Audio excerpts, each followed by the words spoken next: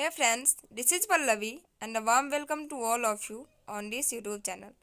दोस्तों आज के इस सेशन में हम सभी चर्चा करेंगे प्रीवियस ईयर क्वेश्चंस बीपीएससी के प्रीवियस ईयर क्वेश्चंस के ऊपर।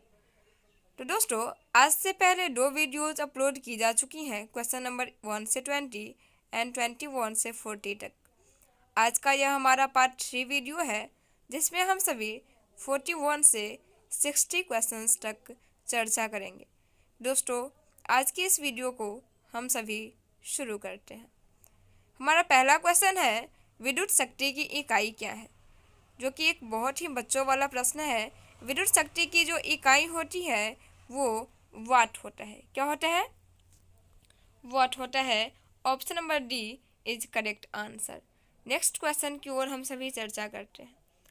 निम्नलिखित में से कौन सा सही सुमेलित नहीं है, मतलब कौन जो है वो सही नहीं है सुमेलित। वोल्ट मीटर से हम लोग विभवांतर को मापते हैं, ये सही है। एमीटर से विद्युत धारा को मापते हैं, ये भी सही है। पोटेंशियोमीटर से विद्युत वाहक बल को मापते हैं, ये भी सही है।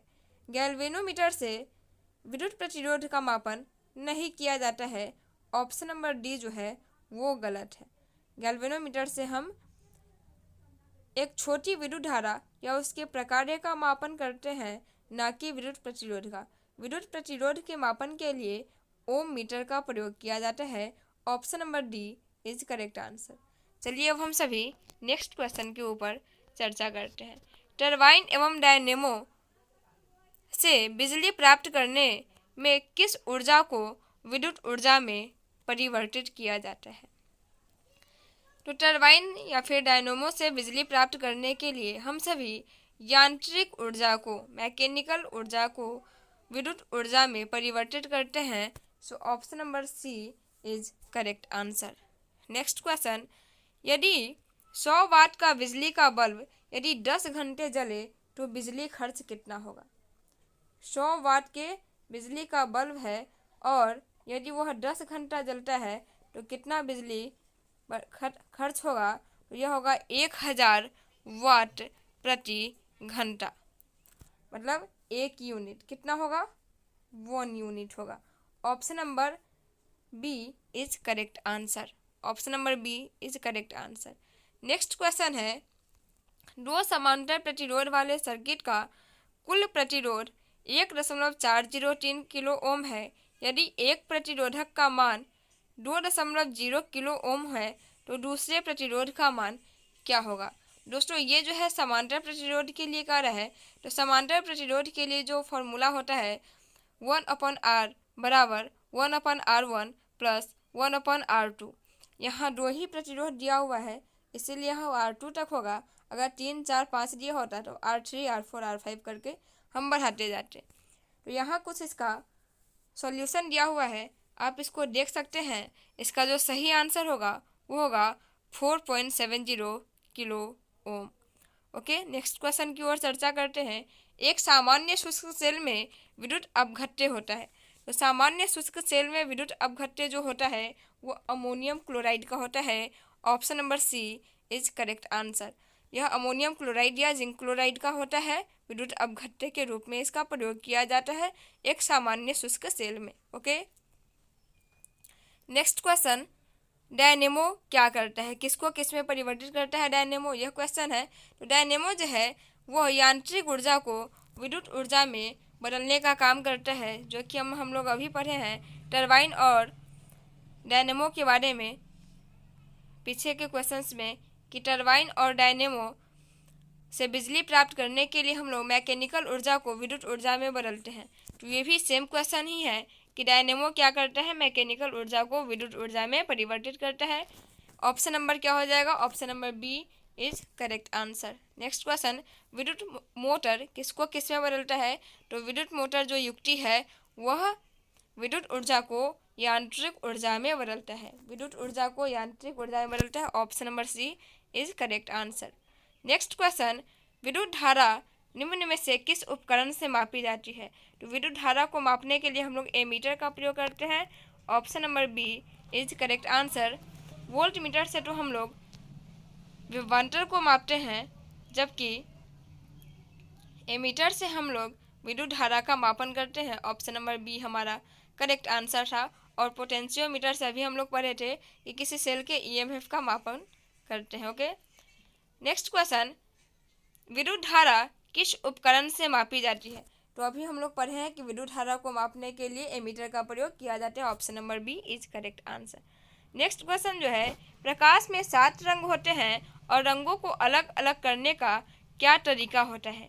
तो प्रकाश में जो 7 रंग होते हैं वो एक ही प्रिज्म के रंगों को अलग अलग किया जा सकता है। एक प्रिज्म से रंगों को अलग अलग करते हम लोग क्या करते हैं, एक प्रिज्म होता है, यहाँ से श्वेत प्रकाश आता है और यह 7 अलग अलग रंगों में क्या होता है, बच जाता है। जो वे विग्योर वैनी आपिनाला 7 रंग जो है वो बन जाता है। प्रकाश में 7 रंग होते हैं, यहाँ से श्वेत प्रकाश निकलता है और यहाँ जाकर के 7 अलग अलग रंग बन जाते हैं। ओके,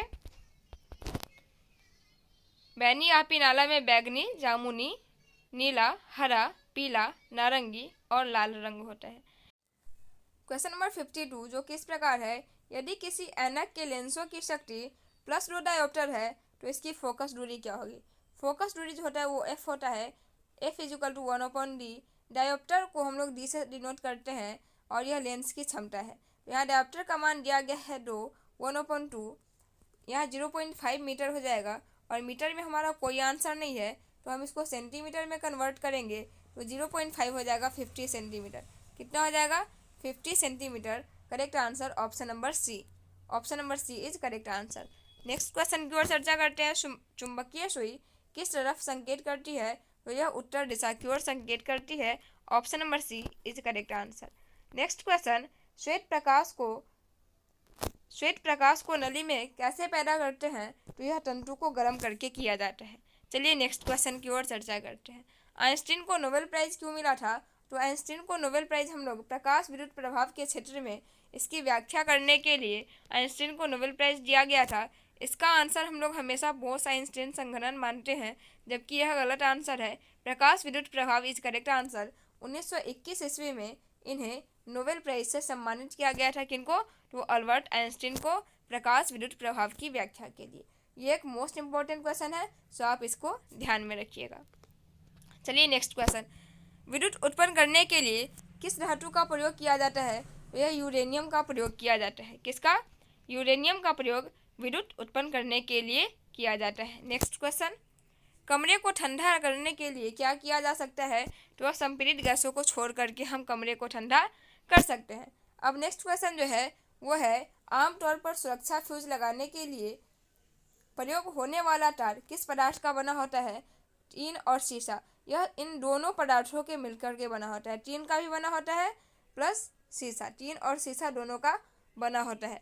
ऑप्शन नंबर डी होगा। हाँ, टीन और शीशे की मिश्र धातु, option number D is correct answer. Okay, next question, निम्न में से कौन सा ऊष्मा का सबसे अधिक कुचालक है? तो ऑप्शन नंबर सी पारा इज करेक्ट आंसर। पारा जो है वो विद्युत का सबसे अधिक कुचालक है। नेक्स्ट क्वेश्चन, अतिचालक का लक्षण क्या है? तो अतिचालक का लक्षण शून्य पारगम्यता है। Option number C is correct answer. तो दोस्तों आज का यह सेशन इतना ही। हम फिर मिलेंगे अगले वीडियो में किसी नए टॉपिक के साथ। तब तक आप सभी अपना ध्यान रखें। Thanks for watching this video till and thank you.